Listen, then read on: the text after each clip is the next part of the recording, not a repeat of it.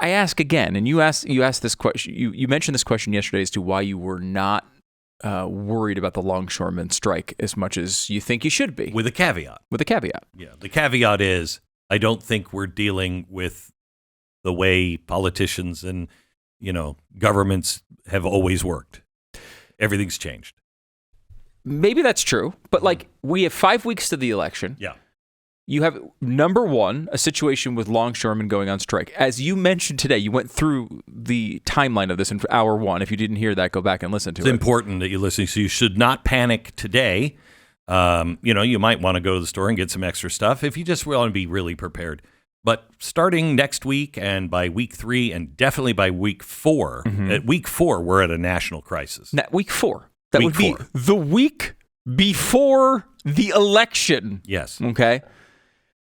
And yet, somehow, this strike is going forward despite the fact that the president of the United States, a man even in background reporting, does want Kamala Harris to win. It's not like he's trying to sink her presidency, even though he's seemingly angry because she's blowing him off all the time. Why isn't this coming to a halt? Why isn't he using all of his power to make sure this doesn't happen? Not because he cares about the longshoremen, or not because he cares about the U.S. economy. Yeah, seemingly wants to sink that. But because he cares about the future of the power that he's worked so hard and she's worked so hard to gather. Okay. So let me start with the official reason. He's not getting involved because the president should not get involved in union fights until it becomes a real problem. I ask, was that worth saying? It is such a ridiculous... I just want to make sure. I know, you're just doing your job. Yes. But that is the dumbest thing I've ever heard in my life. I don't believe it. They get involved in everything. All of a sudden, they're libertarians? Yeah. And he stopped the train strike before the train strike happened. He got involved in that one. Heavily involved. Right. And all he's done is talk about his accomplishments with labor. Okay. So why wouldn't he get involved this time? Yeah.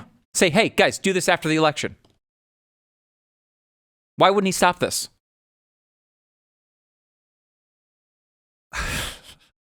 I mean, I have my answer. And my answer is probably the answer that everybody else is coming to the conclusion on. It is that's not the goal here. The goal is not to win the election? Eden Pure is back with their famous Thunderstorm air purifier. It's their top seller air purifier that quickly destroys viruses, odors, mold, and so much more. With thousands of 5-star reviews, you know it works. Any smell will vanish after just a few seconds of the Thunderstorm being plugged in. Odors, litter boxes, trash cans, cigarette smokes, dirty diapers. Wow, I don't want to visit that house. The powerful Thunderstorm sends out O3 molecules that seek out and destroy odors. I have these in my house. They're great. The molecules go behind and under furniture. Nothing can hide from the Thunderstorm.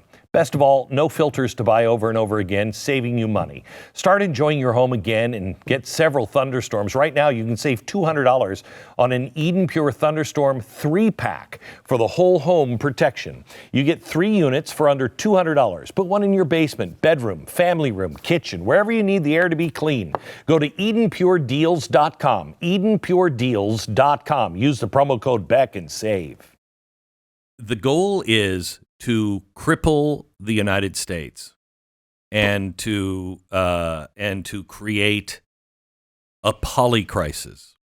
So let's just say it's a close election, okay? And there's arguments back and forth after the election. Which it would be shocking if there wasn't that Correct. situation. How do you make that worse? I mean, they keep inventing new ways. Well, here's one. You make it worse by taking the economy and making the economy even more unstable. Okay? Because look, if those who believe with good reason that this government is not for an America the way we know it. They have to give it the final blow to put it out to be able to restart in a new system. Okay? Mm-hmm. And you can't do that with just one crisis. You need a polycrisis. You need a financial crisis. You need a war crisis. You need an election crisis. You need a financial crisis, a pandemic crisis, and an election crisis. You have to have more than one. Okay, but and I think because this adds to another question that I have, it's on the same front. You have this hurricane that's going through all of these swing states. You have Georgia, North Carolina, and I mean Florida. There's even been close polling in some circles.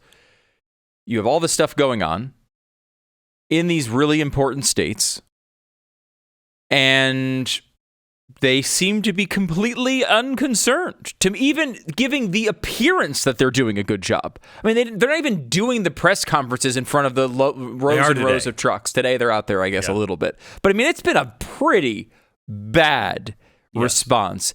Even just, I'm not at all surprised they would be bad at doing this because they're completely incompetent. If that's what it was, I would not be surprised. But it's not even an effort to tell the story that they're doing a good job. Again, if you want because the polycrisis thing, and I know you're down this road, and I'm not surprised you are, but like, wouldn't that be best done after you had power? You are about to blow the power that you have, just flush it down the toilet if you lose this election, and give power to the man you call, Orange Hitler. Well, yes, if it's clear. If it's a clear victory. And this would add to a clearer victory. But, you also, all you need it to be is close. And it'll be, Biden wins the popular vote and Trump wins 270. You think that's going to stop them? They're going to say, no, see, that's why we have to get rid of the Electoral College. It'll be a crap storm. Okay, no matter what happens. Okay, that's not the way I've usually heard that term utilized. It's for FCC. So let me give you a couple scenarios. Why do they not respond on the hurricane? Scenario number one: take them at their word. They are. People in those states just aren't seeing it. Donald Trump is lying. Whatever. Okay, so there's scenario number one. They are. And you just don't see it. Don't believe that one. Scenario number two is they actually believe this stuff. What do you mean this stuff? If you go to the FEMA website, FEMA is no longer what we thought it was. We told you at the time when they were changing all this, warning, they're changing everything. It's no longer really a federal emergency management.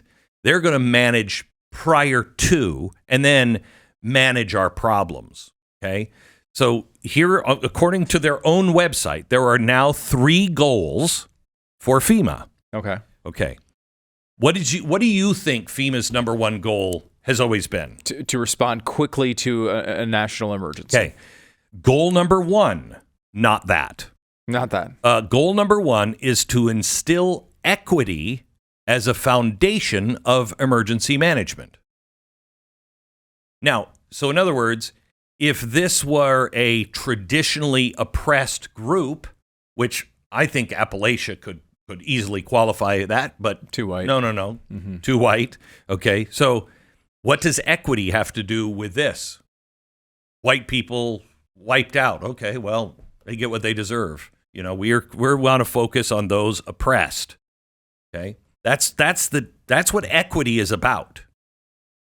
Goal number 2, lead a whole community in climate resilience. Well, they're doing that job. They're on television saying this is all climate control. This is all the problem with the climate. These things are going to happen. And they passed their multi-trillion-dollar climate bill that they called the Inflation Reduction Act. So out of the 3 goals, they're accomplishing number 1 and number 2 by not acting.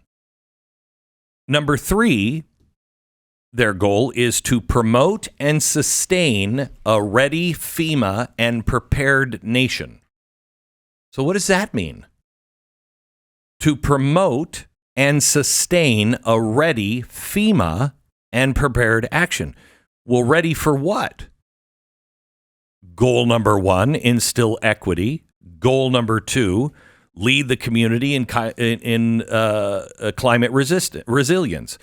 Resilience. So when does FEMA come in? FEMA will come in as everything is being rebuilt and say, no, you can't build it that way. No, we have to have climate resilience. This isn't climate resilient. That's their mission. So now, perhaps, they actually believe in that mission. This isn't helping a community that has been historically oppressed. So that's where equity is number 1. We're going to do our job, but it's climate resilience. It's not the emergency. And the third reason is we're here to promote those two things and prepare the nation for those two things. I mean, that logically, without any ill will towards anyone, I don't have to assume, I can assume the best of them and make this case. That's why they're not responding in the traditional way, because that's not what they do anymore. But understand, where are my tax dollars? Understand, your tax dollars will go to build the resilience after. This is like you've been paying your mortgage on your house, and the bank says, by the way, we're no longer doing that anymore. You still have to keep paying the mortgage, but you're out of that house. We're doing apartments now. So you pay for that house, and here's your apartment, and you have to pay for that too. That's what's happening. They have told you your taxes are going for emergencies. Well, here's a huge emergency. They're not responding to it because they've changed the game.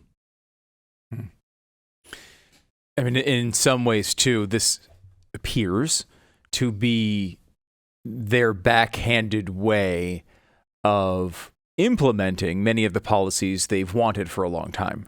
For example, it's really hard to sell people on, let's say, reparations. Yes. People don't support that. They don't like it. Kamala Harris is running away from her past positions on it. One other thing, Stu, if you have a community without water and you have no food and there's no infrastructure, how do you think those elections are going to run in those states? Poorly. Yeah. How do you think those people even show up to cast a vote? That's a good point. Yeah. These are not exactly hardcore Democrat areas. No. You've just taken a huge swath of Donald Trump's voters and made it pretty difficult for them to go vote. You think FEMA is going to go out there and set up voting booths?